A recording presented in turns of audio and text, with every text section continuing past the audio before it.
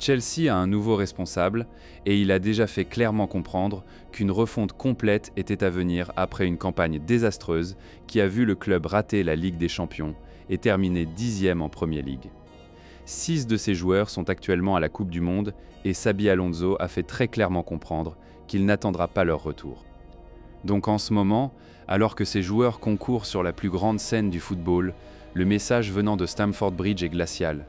Revenez si vous voulez, mais ne vous attendez pas à une place dans cette équipe. Alonso a dressé une liste de 8 joueurs intouchables. Reece James, Cole Palmer, Moye Kaizdо, Levi Colwill, Estaval, Willian, Joel Pedro et Josh Ayanpong en font partie. Et selon Athletic, Enzo Fernandez et Marc Curella en ont été notablement exclus. Pensez à ce que cela signifie une seconde. Fernandez, le transfert le plus cher de l'histoire de la Premier League au moment de son arrivée, est à la Coupe du Monde avec l'Argentine en ce moment, portant le maillot numéro 5 devant des millions de spectateurs. Et à Londres, son nouveau manager a déjà dit au club qu'il est disponible pour la vente. Cucurella est en Amérique du Nord avec l'Espagne, obtenant du temps-jeu sur la scène mondiale. Et Alonso a essentiellement fait la même chose avec lui. Le fait que la liste des intouchables d'Alonso n'inclut pas Fernandez et Cucurella, 2 des joueurs les plus importants de Chelsea, est révélateur. Et tous deux ont parlé publiquement d'un transfert loin du club. Mais ce n'est pas tout, car quand on regarde la liste complète des joueurs de Chelsea actuellement en compétition à la Coupe du Monde 2026, le tableau devient encore plus dramatique. Un total de 12 joueurs de Chelsea, Fernandez, Pandes, PZ, Caicedo, Gusto, Atoto, Neto, Sar Jackson, James, Chalabar et Cucurella ont été sélectionnés pour l'Argentine, la Belgique, la France, les Pays-Bas, le Portugal, l'Angleterre et l'Espagne. Croisez cela avec la liste des intouchables d'Alonso et vous identifiez rapidement les 6 hommes dont les avenirs à Stamford Bridge sont sérieusement en doute. Fernandez, Cucurella, Malo Gusto, Nicolas Jackson, Mamadou Sarr et Mike Penders. 6 joueurs tous actuellement sur la scène mondiale. Tous potentiellement en train de jouer leur dernier match en tant que joueurs de Chelsea, qu'ils le sachent ou non. Alonso montre déjà qu'il ne cherchera pas à garder les joueurs qui ne sont pas totalement engagés.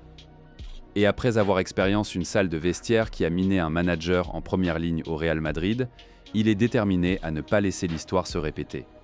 Cette dernière partie importe énormément car pour comprendre pourquoi Alonso trace ces lignes si tôt, il faut comprendre les débris dans lesquels il s'est retrouvé et les débris qu'il a lui-même laissés avant d'arriver à Stamford Bridge. L'ancien milieu de terrain de la Real Sociedad, Liverpool, Bayern Munich et Real Madrid n'a duré que 233 jours dans son rôle au Bernabéu. Un passage qui s'est mal terminé et qui a soulevé de sérieuses questions sur sa capacité à gérer des vestiaires d'élite.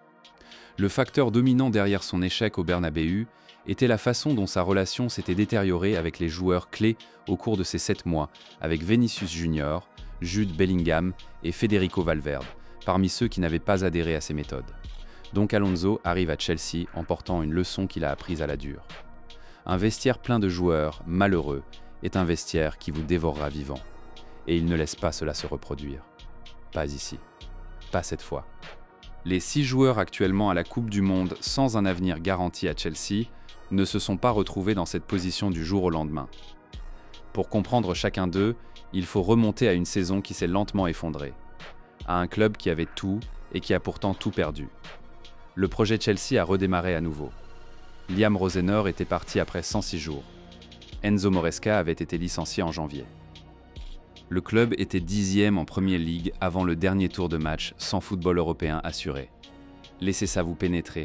Un club avec l'une des plus chères sélections jamais assemblées dans l'histoire du football anglais, 10e derrière les équipes qui ont coûté une fraction de ce que Bluco avait dépensé lors de plusieurs fenêtres de transfert. C'était une sous-performance catastrophique et le blâme était largement partagé. Moresca était arrivé en mai 2024, après avoir guidé Leicester vers la promotion depuis le championnat. Mais malgré la victoire de la Ligue de conférence de l'UEFA et de la Coupe du Monde des clubs FIFA, il a été licencié en janvier 2026 après que son prédécesseur Mauricio Pochettino a remis en question le recrutement. Rusinho a ensuite été promu de son rôle à Strasbourg car le club voulait la continuité dans son modèle multiclub. Un autre recrue inexpérimenté censé guider la jeune équipe. Ça n'a pas marché. Après avoir vu l'équipe échouer si mal sous le quarantenaire, Chelsea a finalement réalisé que l'expérience et le prestige comptaient. Entrée Xabi Alonso.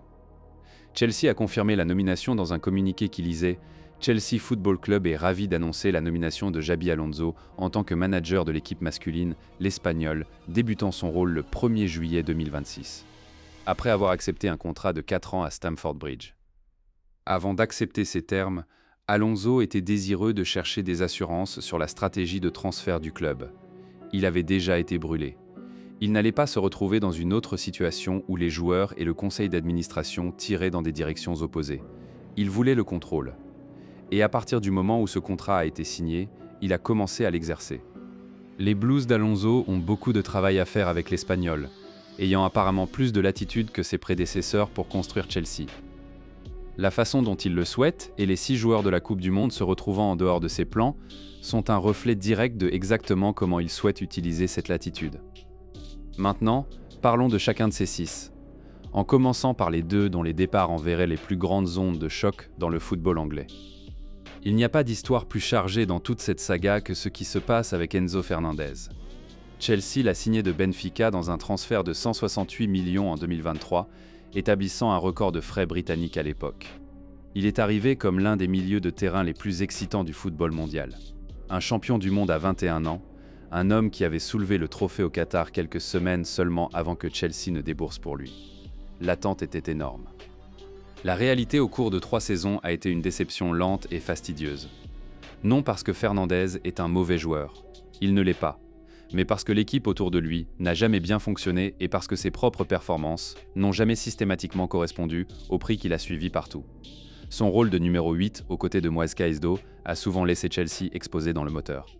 Et la dernière victoire de Chelsea en Premier League avec ce partenariat à 2 a été 3 points chanceux contre Brentford en janvier, puis est venue la controverse. Après avoir reçu une suspension de 2 matchs en avril en raison de commentaires qu'il a fait sur son avenir, Fernandes a été fortement lié à un transfert lucratif vers le Real Madrid. Un joueur de Chelsea suspendu pour avoir parlé publiquement de quitter. Cela vous dit tout sur la façon dont la relation entre le joueur et le club était déjà devenue fragmentée avant même la nomination d'Alonso. Fernandez a le cœur fixé sur un transfert vers le Real Madrid. Bien qu'il y ait aussi eu des liens tentaculaires avec Manchester City. Le Real Madrid a un intérêt de longue date pour l'international argentin et les sources indiquent que leur intérêt a atteint un niveau où un transfert pour le signer pourrait véritablement être à l'ordre du jour. Chelsea sont prêts à écouter les offres, mais ils ne vendront que selon leurs propres conditions, insistant sur le fait que Fernandez peut partir si un prétendant offre environ 140 millions d'euros pour le milieu de terrain. C'est une prime importante pour un joueur dont la carrière à Stamford Bridge a été turbulente, mais Belko doit récupérer autant que possible d'une signature qui n'a jamais livré ce qu'elle promettait. Alonso risque de perdre Fernandez vers le Real Madrid ou Manchester City. Et voici l'ironie cruelle. Alonso était le manager au Real Madrid quand le club a d'abord commencé à surveiller sérieusement Fernandez comme cible de transfert. Il l'a regardé de l'autre côté. Il sait exactement ce que le joueur peut faire. Et il est toujours prêt à le laisser partir. Cela vous dit plus sur la philosophie d'Alonso que n'importe quelle conférence de presse. Il ne construit pas autour des individus. Il construit autour de l'engagement. Et le désir très public de Fernandez de partir signale le genre de loyauté divisée qu'Alonso a vu le détruire au Bernabéu. En ce moment, Fernandez joue pour l'Argentine à la Coupe du Monde, se mettant en avant sur la plus grande scène du football, jouant potentiellement pour sa place sur ce prix de 140 millions d'euros. Chaque but, chaque passe, chaque performance de classe mondiale le rend plus difficile à garder et plus précieux à vendre. C'est une position étrange pour un club. En regardant l'un de ses plus grands atouts se gagner lui-même une sortie en temps réel. L'histoire de Marc Cucurella à Chelsea a toujours été définie par un seul moment. La Coupe du Monde 2022, le but fantôme de Phil Foden, qui n'en était pas un et un tournoi, qui a d'une manière ou d'une autre transformé un arrière-gauche fiable en objet de risée. Il est revenu du Qatar, a serré les dents et a reconstruito sa réputation match après match. Au moment où l'Euro 2024 est arrivé, il était probablement le meilleur joueur de l'Espagne. Internet s'est excusé. Il avait son arc de rédemption. Et maintenant, en été 2026, il est à la Coupe du Monde avec l'Espagne à nouveau. Et Xabi Alonso ne le veut pas de retour. Cucurella serait désireux de quitter le club après que Chelsea ait raté la qualification européenne. Et il reçoit l'intérêt de la Premier League. Bien que sa préférence soit un retour à la Liga, il rêve de rejoindre son ancien club Barcelone, bien que cela soit actuellement considéré comme improbable. Cucurella est aussi admiré par le Real Madrid. Pourtant, sa destination la plus réaliste semble être l'Atlético Madrid en ce moment, et il y a un journaliste espagnol qui est allé encore plus loin. Il a dit avec certitude, Cucurella ne jouera pas pour Chelsea, il jouera ici en Espagne. Il y a deux clubs, Barça et l'Atlético Madrid, et j'espère et je souhaite que Barça fasse les bons mouvements pour qu'il finisse par jouer pour Barker. Vendre Cucurella au Real Madrid, ou où qu'il se retrouve divisera les opinions, mais la justification du point de vue de la construction d'équipe est solide. Sa sortie devrait mener à un joueur plus grand, Jorel Atao, étant déployé à l'arrière-gauche avec la possibilité d'un dos 3, qui pourrait voir Josh Achipong utilisé comme arrière-gauche de centre. Puis il y a Marlo Gusto. L'arrière-droit français est arrivé à Chelsea comme l'un des jeunes défenseurs les plus excitants d'Europe et a eu ses moments. Alors que Wesley Fana n'a pas réussi à faire entrer DDA des Amp Squad, Gusto a été inclus dans le squad France pour le tournoi. Il y est en représentant l'un des favoris du tournoi en jouant bien. Et pourtant au club, il y a un sentiment croissant que le système d'Alonso n'a pas de place pour lui comme titulaire régulier. Avec Reece James, qu'Alonso considère comme intouchable, possédant la place d'arrière droit, la route de Gusto vers un football en première équipe cohérent est bloquée d'en haut. Ce sont le genre de décisions difficiles qui séparent les managers qui construisent quelque chose des managers qui ne font que maintenir ce qui est déjà là. Alonso ne maintient pas, il construit. Les 3 derniers des 6 ont des histoires différentes, mais ils partagent une chose en commun. La refonte d'Alonso a simplement avancé sans eux. Nicolas Jackson, l'attaquant qui a passé la saison 2025-26 en prêt au Bayern Munich. Il revient à Stamford Bridge après ce prêt. Mais revenir n'est pas la même chose que d'être revendu. Ayant passé la saison en Allemagne, Jackson jouera un rôle important pour le Sénégal à la Coupe du Monde cet été. Et cette campagne de Coupe du Monde pourrait être sa meilleure chance d'orchestrer une sortie permanente. Parce qu'à Chelsea, la position d'attaquant est complètement réimaginée. La plus grande priorité d'Alonso serait un nouvel attaquant avec sa cible principale censée être la superstar de Galatasaray Victor Osimhen. Si Osimhen arrive, le chemin de Jackson pour revenir en première équipe est essentiellement fermé. Un prêt qui était censé revitaliser sa carrière s'est plutôt terminé avec lui être complètement dépassé. Il est à la Coupe du Monde maintenant et un tournoi solide pourrait faire la différence entre une équipe de la mi-table de Premier League et un véritable géant européen venant pour lui. Ce n'est pas une mauvaise position d'être, même si les circonstances sont amères. Puis, il y a Mamédus. Le jeune arrière central est revenu d'un prêt à Strasbourg en janvier, mais n'a pas beaucoup joué. Il a été appelé au squad Sénégal aux côtés de Jackson, ayant fait partie du squad Sénégal pour la Coupe d'Afrique des Nations plus tôt cette année. Sarr a un talent brut qui n'a jamais été remis en question, mais à 20 ans, il est pris dans une fenêtre difficile. Pas tout à fait prêt à être un titulaire régulier dans une équipe de Premier League en transition, mais trop senior pour continuer à se garer en prêt indéfiniment. Alonso a besoin de joueurs qui sont prêts maintenant, et la refonte se fait rapidement. Et enfin, Mike Penders, le gardien qui a passé la saison 2025-26 en prêt à la formation de Ligue 1 Strauber. Il a impressionné suffisamment pendant son prêt pour mériter une place dans le squad de la Coupe du Monde belge.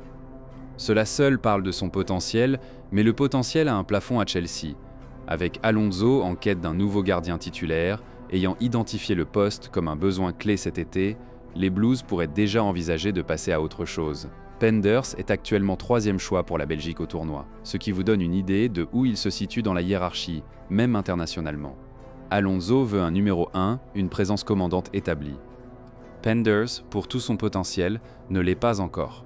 Pris ensemble, ces 6 représentent le coût de 3 ans de gestion chaotique et de recrutement sans direction à Chelsea. Certains d'entre eux sont des joueurs exceptionnels. Certains d'entre eux sont des joueurs qui ne correspondent simplement pas à ce qui vient. Et franchement, certains d'entre eux devaient toujours être des victimes d'un changement de régime dans un club qui change de régime, comme la plupart des clubs changent de vêtements d'entraînement. Que ce soit la hiérarchie des entraîneurs-chefs ou les joueurs, il y a trop de personnel à Chelsea qui a commis des erreurs depuis la victoire de la Coupe du Monde des clubs, et les supporters espèrent que la présence et l'autorité de quelqu'un comme Alonso peut changer la culture dès la base. La Coupe du Monde ne dure que jusqu'à la mi-juillet. Après cela, les joueurs rentrent à la maison ou ne rentrent pas, selon comment la fenêtre de transfert se déroule. Et pour 6 de ces hommes de Chelsea, ce retour n'est rien moins que garanti. L'ironie est épaisse. La Coupe du Monde 2026 est destinée à déformer le marché des transferts estivaux avec les performances du tournoi gonflant les frais de transfert à court terme. Donc, alors qu'Alonso a clairement indiqué sa position, les joueurs performant bien en Amérique du Nord se rendent seulement eux-mêmes plus chers et potentiellement plus attrayants pour les clubs les recherchant. Fernandez levant le niveau pour l'Argentine pourrait pousser son prix encore plus haut. Cucurella livrant pour l'Espagne pourrait raviver ce rêve de Barcelone. Jackson s'annonçant à nouveau sur la scène mondiale pourrait ouvrir des portes dans les ligues où il n'a jamais joué. La Coupe du Monde a un moyen de réécrire les histoires, et pour certains de ces 6, ce pourrait être la meilleure chose qui ne soit jamais arrivée à leur carrière. Juste pas à Chelsea. Chelsea a désespérément besoin d'un milieu de terrain central physiquement imposant, en partie pour tirer le meilleur de Caicedo, dont la cote a baissé depuis le tournant de l'année. En l'état, seuls 3 titulaires potentiels du premier match de 2026-27 ont 25 ans ou plus, et cela souligne le besoin d'au moins 2 joueurs de Première Ligue prêts à être ajoutés au groupe. Ce profil d'équipe est l'argument d'Alonso. Il ne vide pas 6 joueurs parce qu'il ne les aime pas personnellement. Il le fait parce que les chiffres l'exigent. Chelsea sont trop jeunes au mauvais endroit, trop expérimentés aux mauvaises positions et trop déséquilibrés sur le terrain pour rivaliser avec ce que Liverpool, Arsenal et Manchester City font. Alonso a signé un accord de 4 ans qui commence le 1er juillet. Il apporte un track record. Il apporte aussi des exigences. Et Bleuco, le groupe de propriétaires qui a dépensé plus d'1 milliard de livres pour les joueurs et a quand même terminé 10e, doit écouter cette fois. L'autre couche de tout cela est ce qui s'est passé pour Alonso au Bernabéu. Il sait ce que cela signifie quand un vestiaire se retourne. Il connaît le moment exact où une équipe cesse de croire au manager. Cette fracture invisible qui commence petit et qui angle tout. Quel que soit le résultat, Alonso montre déjà qu'il ne cherchera pas à. Et après avoir expérimenté quelque chose de similaire en première ligne, il est déterminé à ne pas laisser l'histoire se répéter. Donc ces 6 joueurs, des caméras sur eux, des stades pleins, le monde entier regarde. Ils jouent pour leurs avenirs, pas à Chelsea, ailleurs, quelque part qui les veut réellement. Et quand le coup de sifflet final retentira sur leur campagne de Coupe du Monde, la table de négociation sera mise. Les clubs circuleront. Les agents appelleront. Jusqu'à 9 joueurs pourraient se déplacer ailleurs cet été, ce qui signifie que ce n'est même pas la liste complète de ceux qu'Alonso est prêt à abandonner. Les 6 joueurs de la Coupe du Monde sont juste les victimes les plus visibles d'un abattage qui va beaucoup plus loin. Alonso ne sera pas à Cobb le 1er juillet, vérifiant son téléphone pour les mises à jour de la Coupe du Monde. Il construira, planifiera, recrutera. Au moment où ces 6 joueurs atterriront à Londres, s'ils le font, l'équipe qu'ils ont quittée ressemblera déjà à quelque chose de différent. L'entraîneur aura déjà commencé à jeter les nouvelles fondations et la conversation sera simple, directe et définitive. C'était un club en chute libre. Il avait besoin de quelqu'un avec l'autorité de prendre des décisions difficiles rapidement. Et Xabi Alonso, quels qu'aient été ses faux pas au Real Madrid, peu importe le bruit autour de sa nomination, a fait très clairement comprendre dès le premier jour qu'il n'est pas ici pour gérer les sentiments. Il est ici pour gagner. Et si cela signifie que 6 joueurs à la Coupe du Monde rentraient à la maison pour trouver la porte à Stamford Bridge doucement fermée, c'est exactement ce que cela signifie. La refonte a